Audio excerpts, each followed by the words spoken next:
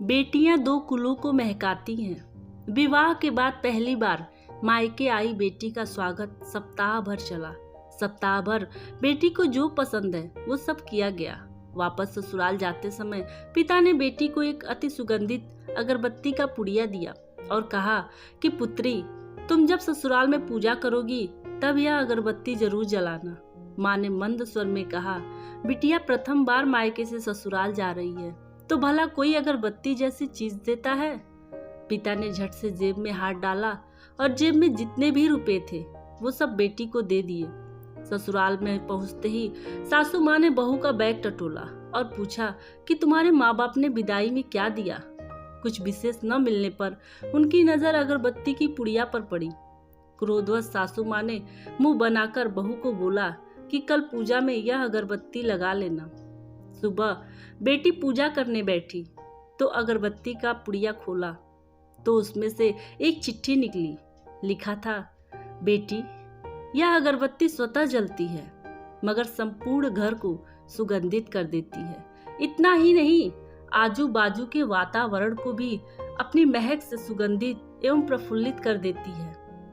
हो सकता है कि तुम कभी पति से कुछ समय के लिए रूठ जाओगी या कभी अपने सास ससुर से नाराज हो जाओगी, कभी देवर या ननद से भी रूठोगी, कभी तुम्हें किसी से बातें सुनने भी पड़ जाए या फिर कभी अड़ोस पड़ोसियों के बर्ताव पर तुम्हारा दिल खट्टा हो जाए। तब तुम मेरी यह भेंट ध्यान में रखना, अगरबत्ती की तरह जलना। जैसे अगरबत्ती स्वयं जलते हुए पूरे घर और संपूर्ण परिसर को सुगंधित और प्रफुल्लित कर ऊर्जा से भरती है, ठीक उसी तरह तुम स्वतः सहन करते हुए ससुराल को अपना मायका समझकर सबको अपने व्यवहार और कर्म से सुगंधित और प्रफुल्लित करना।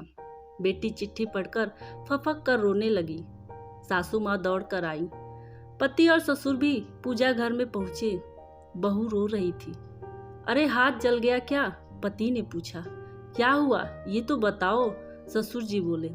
सासू माँ आजू बाजू के सामान में कुछ क्या है ये देखने लगी तो उन्हें पिता द्वारा सुंदर अक्षरों में लिखी हुई चिट्ठी नजर आई।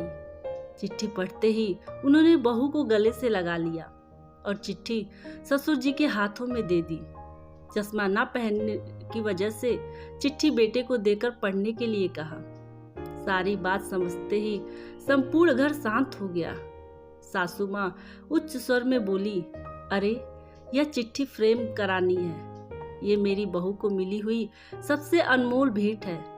पूजा घर के बाजू में ही इसकी फ्रेम होनी चाहिए और फिर सदैव वह फ्रेम अपने शब्दों से संपूर्ण घर और अगल बगल के वातावरण को अपने अर्थ से महकाती रहेगी। क्या आप भी ऐसे संस्कार अपनी बेटी को देना चाहेंगे?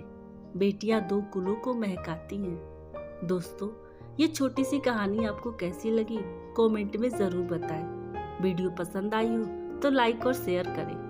चैनल पर नए हैं तो सब्सक्राइब जरूर करें। पूरा वीडियो देखने के लिए आपका बहुत बहुत धन्यवाद।